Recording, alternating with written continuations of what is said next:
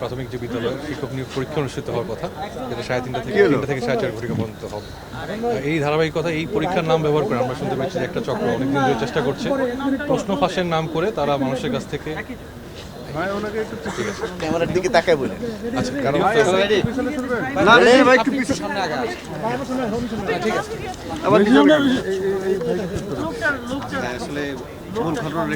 আচ্ছা, আপনারা জানেন আগামীকাল সহকারী প্রাথমিক বিদ্যালয় সহকারী শিক্ষক নিয়োগ পরীক্ষা অনুষ্ঠিত হওয়ার কথা, যেটা 3 ঘটিকা থেকে 4:30 পর্যন্ত হওয়ার কথা।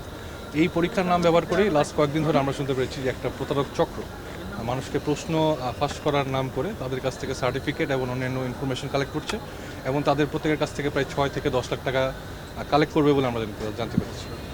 ওই ধারাবাহিকতায় আমরা আজকে অপারেশন করে অভিযান পরিচালনা করে যৌথ বাহিনীর একটা অভিযান হয়েছে। তার মাধ্যমে আমরা একজনকে ধরতে পেরেছি মাহবুব আলম নামে, এবং তাকে ধরার পরে তাকে জিজ্ঞাসাবাদ করে আমরা জানতে পেরেছি যে এই চক্রের সাথে আরেকজন আছে যার নাম বিল্লাল, এবং এই বিল্লাল বর্তমানে টাঙ্গাইলের সুখিপুরে অবস্থান করছিল। এবং এই মাহবুব সে সবার কাছ থেকে সার্টিফিকেট কালেক্ট করে এবং বিল্লাল তাদেরকে প্রশ্ন দিবে বলে একটা ধারণা দিয়ে তার কাছ থেকে টাকাগুলো আদায় করার চিন্তা ভাবনা করছিল, এবং আমরা তো এই দুজনকেই ধরতে সক্ষম হয়েছি। প্রথমে আমরা মাহবুবকে ধরি, পরবর্তীতে টাঙ্গাইলের র্যাব 14 অপারেশন করে বিল্লালকে ধরতে পেরেছি।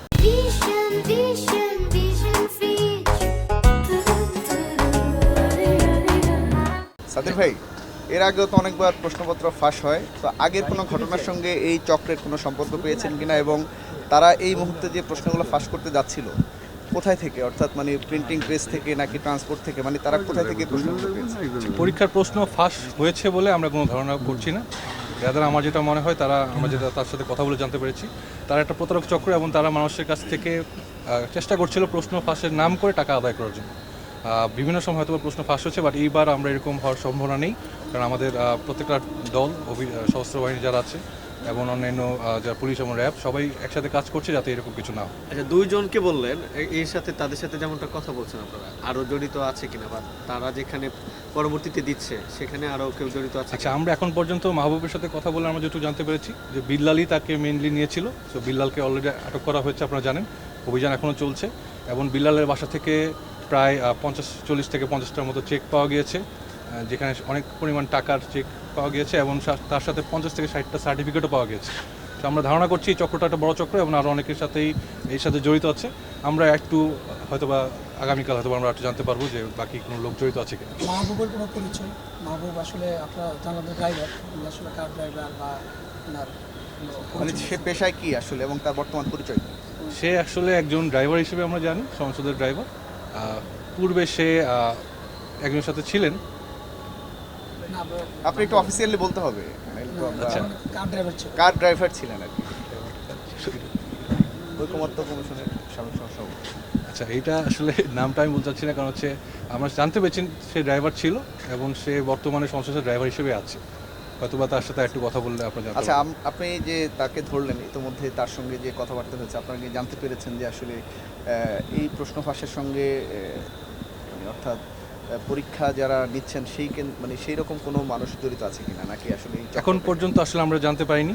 তবে আমি দেশবাসীকে বলবো নিশ্চিন্তে এবার থাকার জন্য, কারণ এবার আমাদের সবগুলো বাহিনী চেষ্টা করছে এরকম যাতে কিছু না হয়, এবং আমরা আশা করি যে এবার কোনো রকম প্রশ্ন ফাঁস হবে না, এবং কেউ যদি এর সাথে জড়িত থাকে অবশ্যই তাকে আটক করা হবে অথবা অভিযান করে ধরা হবে।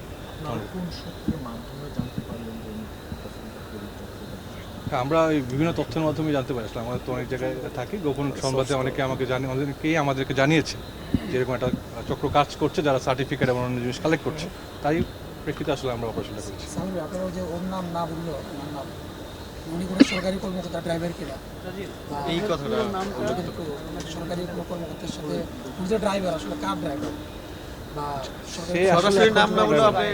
সে শুনেছি যে সংসদে আগে একজন উপদেষ্টা ড্রাইভার ছিলেন, বাট এই ব্যাপারে আসলে আমরা এখনো তেমন কিছু জানি। Thank you. আমার নামটা না দিয়ে আপনারা ব্রাদার ক্যাম্পের নামটা দিলে আমার মনে হয় বেটার।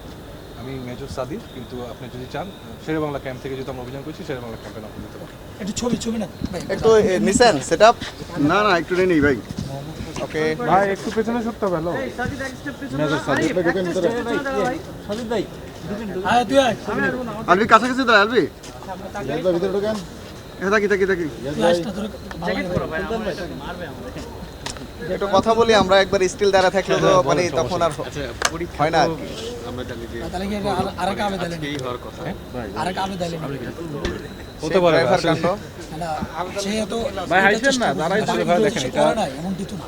হ্যাঁ, সঠিক কথা। আসলে আমরা খুব কম সময়ে পেয়েছি তাকে, বর্তমানে তাকে আমরা যে থানায় দিয়েছি আর ইনভেস্টিগেশন করা গেলে আসলে অনেক কিছু আরও জানা যাবে, যেটা আমরা এখন পর্যন্ত জানতে পারি।